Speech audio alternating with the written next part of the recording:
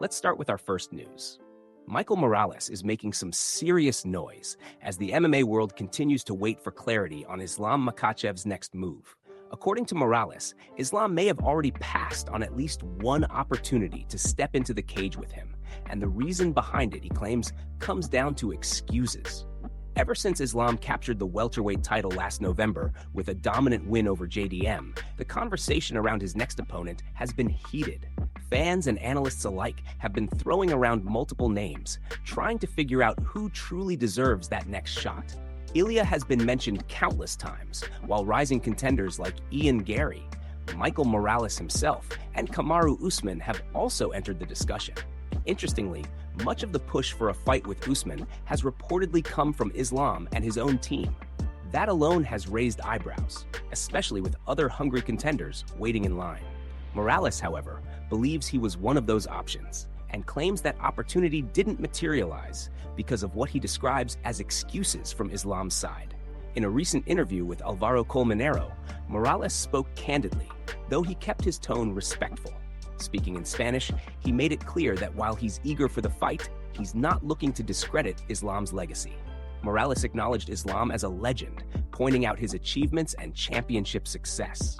But at the same time, he emphasized his own hunger to rise, compete, and claim the title for himself. Morales stated that his team actively pursued the matchup, but things didn't move forward. Despite that, he remains ready and willing to take the fight whenever the opportunity presents itself. That balance of respect and quiet confidence is exactly what's putting him on the radar right now. Adding another interesting layer, Morales was recently seen alongside Ilia, with the two sharing a moment and taking a picture together. While it may seem casual on the surface, moments like these always spark speculation among fans, especially when multiple contenders are circling the same champion. Right now, the division feels tense, with multiple fighters pushing for their shot, while the champion's next move remains uncertain. And with claims like this coming from Morales, the pressure on Islam is only getting stronger. Move on to another news. Arman has been making headlines again, this time calling out Max Holloway and claiming that the legend is done. He didn't hold back, questioning how someone with 20 years in the sport could struggle to defend a takedown. According to Arman, Max is no longer the fighter he used to be. Yeah, Max is done already, Arman said. He's just going to make money and then retire. You think he's finished? Yeah, he's not that Max anymore. Arman went on to explain what surprised him the most about Max's last fight.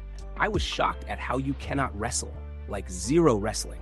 You've been in this sport for 20 years and you cannot even defend a takedown from Charles Alla. Charles Alla has no takedowns. He has good jiu-jitsu, but wrestling? I've never seen him wrestle very well, and yet he could be taken down like a masterclass from Charles. He added that Max had spent time training in Dagestan for 2 to 3 years, but even that didn't seem to improve his defensive wrestling. Arman's comments have certainly stirred the conversation in the MMA world, highlighting doubts about Max's ability to compete at the elite level anymore. Although Arman has only fought once since 2024, his presence in the MMA scene seems stronger than ever. He's been making waves on social media, staying active in grappling and wrestling matches, and keeping his name relevant despite limited UFC action. In a recent video stream, Sean Ali praised Arman for his dedication and accomplishments, pointing out that even though he has been left on the sidelines by the UFC, he continues to push his skills and maintain a high level of performance. Arman's comments about Max Holloway are bold, but they reflect the mindset of a fighter who is hungry and eager to prove himself. By openly calling out a former champion and pointing out what he sees as weaknesses, Arman is positioning himself as a serious contender, not just in the octagon, but in the public eye as well. His confidence, combined with his continued training and grappling activity, makes him a fighter that fans and fellow fighters alike cannot ignore. The MMA world will be watching closely as these statements reverberate through the community and potentially provoke responses from Max or others connected to him. Move on to another news. Sean O'Malley opened up about Israel Adesanya's recent struggles, shedding light on a tough period for the middleweight champion. Over the past few fights, Israel has faced a challenging stretch, dropping decisions to some of the best fighters in the world. He lost to Sean Strickland, lost to DDP, and also came up short against Amuv and Joe Piper. Despite the losses, O'Malley pointed out that Israel initially looked strong and competitive, showing glimpses of the fighter fans know and respect. There was a point where he looked good, O'Malley said, emphasizing that the early moments of his fights still displayed skill and strategy. However, in his matchup against DDP, Israel appeared rough, struggling under the pressure and showing signs of fatigue and damage. O'Malley described him as looking like death in that fight, noting how difficult it was to watch someone of Israel's caliber experience such a decline in performance during the bout. Despite appearances, O'Malley made it clear that Israel is not done. He stressed that the champion has no intention of quitting or leaving the sport, even after a series of tough losses. He's not done. He's not going to quit, not going to leave the sport, O'Malley explained. It's sad to see him go through this, but he's still a fighter, still hungry, and still ready to compete. O'Malley's comments highlight the reality of being at the top level in MMA, where even elite fighters can face rough patches and losing streaks. While Israel's recent fights may have raised questions among fans and analysts, the resilience and determination he continues to show prove that he remains committed to the sport. His focus on recovery, adjustments, and future bouts demonstrates the mindset of a champion who refuses to let setbacks define his career. The MMA community has been closely watching Israel's journey, acknowledging both his incredible skill and the challenges he has faced. O'Malley's perspective adds a layer of respect and understanding, recognizing the effort and heart it takes to keep competing at such a high level. As Israel works to regain momentum, fans and fellow fighters alike will be watching, anticipating the next chapter in the career of one of MMA's most electrifying talents. His journey is far from over, and O'Malley's words underscore that the champion still has plenty left to offer in the octagon. Move on to another news. Ian Garry is still waiting on the UFC to make a move, and his frustration is becoming clear. He wasn't booked for the White House card, which left him on the sidelines once again. The young contender has been actively campaigning for a title shot, making it obvious that he wants his opportunity at the top of the division. Patience is wearing thin for Ian, who has been consistently staying in the public eye and keeping fans updated on his readiness to fight. He recently shared a video clip on IG, signaling that he's eager and prepared to take on the next challenge. His commitment to the sport and hunger to compete are evident, showing that he's not willing to sit back and wait indefinitely while other fighters get their opportunities. Despite being inactive in the UFC cage for the time being, Ian has maintained his focus and sharpness, continuing to train and improve his skills. His social media presence has also helped him stay relevant, keeping his name circulating among fans and the MMA community. It's clear that he wants to make a statement and prove that he belongs among the elite fighters in the division. Ian Garry's persistence highlights the challenges fighters face when trying to secure high-profile fights in the UFC. Even with talent and ambition, timing and UFC matchmaking can leave contenders waiting longer than they expect. His situation demonstrates the balance between patience and determination as he continues to push for his moment in the spotlight. The MMA world is watching closely, anticipating when Ian will finally get the call he's been waiting for. His energy, confidence, and readiness make him a fighter to keep an eye on as he prepares to step back into the octagon and make a lasting impact in the sport. Move on to another news. The UFC is rolling out some huge fights as we head back to the Apex this coming weekend. Last-minute updates have fans buzzing, starting with the return of Kai Kamaka 3. It was reported by Nolan King and confirmed by his manager, Brian Butler Al. Kai was last seen in the UFC back in 2021, leaving after a draw with Danny Chavez. His previous UFC run ended with 1 win, 2 losses, and 1 draw. Since then, he's made stops in Bellator, PFL, and other organizations. And now he's back and ready to compete. Marcel Dorff announced that Kai will face Dakota Hope at lightweight, which is interesting because both fighters normally compete at featherweight. Kai is making his UFC return, while Hope is set to make his UFC debut. Both men moving up a division makes this matchup intriguing, and fans are eager to see how it unfolds.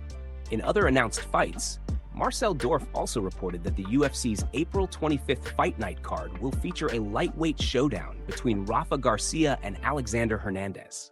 Garcia is looking to build momentum after a stoppage victory over Jared Gordon in September. Hernandez also fought last in September, defeating Diego FJA and extending his win streak to 4 straight. Following Ivo Beranqui's impressive stoppage of Austin Lane on March 21st, Marcel Dorff reported that Beranqui will take on Billy Alana at UFC Vegas 118 on June 6th. The win over Lane marked Beranqui's second in the UFC since joining from Dana White's Contender Series, and he currently holds an undefeated pro MMA record of 8-0. Alana, on the other hand, submitted Junior Tafa in January to extend his UFC winning streak to 3 and currently has a 3-1 UFC record. Also on the June 6th Vegas card, Lil Walker Games reported that strawweights Kellen Souza and Ariana Carnelosi will clash.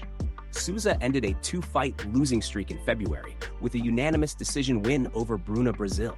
Carnelosi will be looking to return to the win column after being submitted by Tita Alinar in her last bout back in November.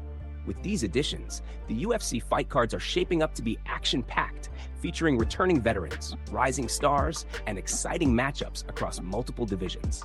Fans can expect explosive action and competitive bouts as the fighters step into the octagon to prove themselves and make their mark in the organization. Move on to another news.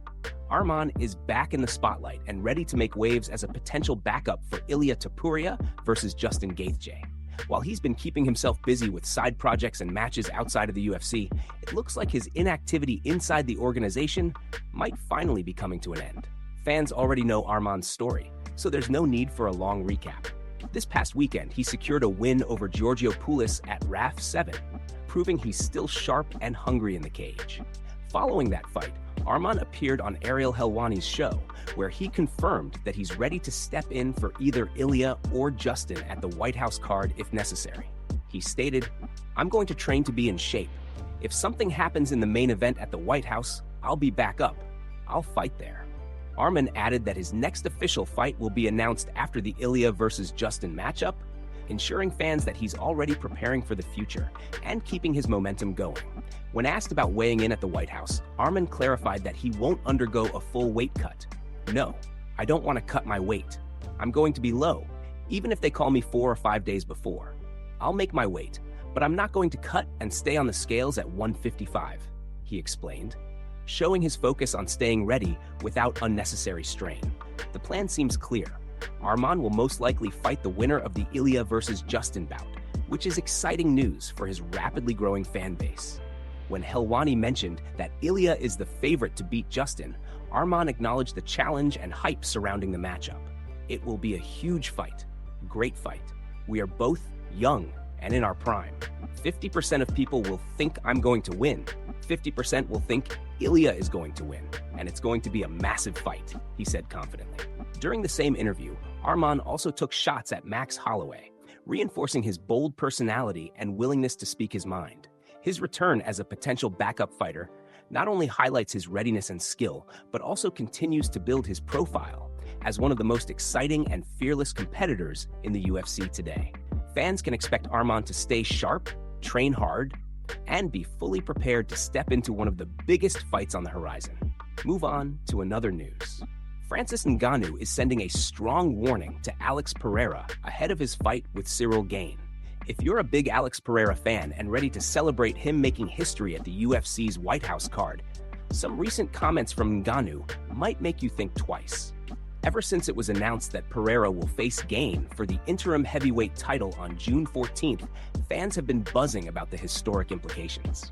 A win would make Alex the first fighter in UFC history to hold 3 championships in 3 different weight classes. Even though it's an interim belt, achieving that feat would be massive for Pereira. Ngannou, of course, brings a unique perspective to the matchup, having already defeated Gane back in January 2022. TMZ Sports recently interviewed him, asking for his thoughts on the Pereira versus Gane fight. Ngannou emphasized that Alex Pereira is tough. He's a true heavyweight with size, strength, and stability. But the dynamics of this fight are a bit different. Cyril Gane brings the strategy and movement of a lighter fighter. He's fast, elusive, and technically sharp, which makes him a challenging matchup for someone like Pereira. Ngannou explained, Alex Pereira will be more stiff, stable, and strong, solid. Cyril will be more fast, moving around. It's his technique. He's good at that. It's going to be very difficult for Alex to even get close to the distance to figure out what he can do, just to close that distance, which Cyril will be managing very well. Keep the distance, pick apart, get him frustrated. He's good at that. These are fair points from Ngannou, and they reflect why many analysts see Gaethje as a tricky opponent for Pereira. Gaethje has already demonstrated his ability to manage distance and control the pace against agile and explosive heavyweights, as seen in his fight with Aspinall, where he gained the upper hand in the opening moments. Ngannou's take reinforces that Pereira will face serious challenges in dealing with Gaethje's movement, strategy, and technical prowess. Fans and fighters alike are recognizing that while Pereira has the power and skill to achieve something historic, Gaethje's style presents a very real threat. The matchup is shaping up to be a strategic and physically demanding battle, with each fighter bringing contrasting strengths to the octagon. Ngannou's warning serves as a reminder that victory will not come easy for Alex Pereira.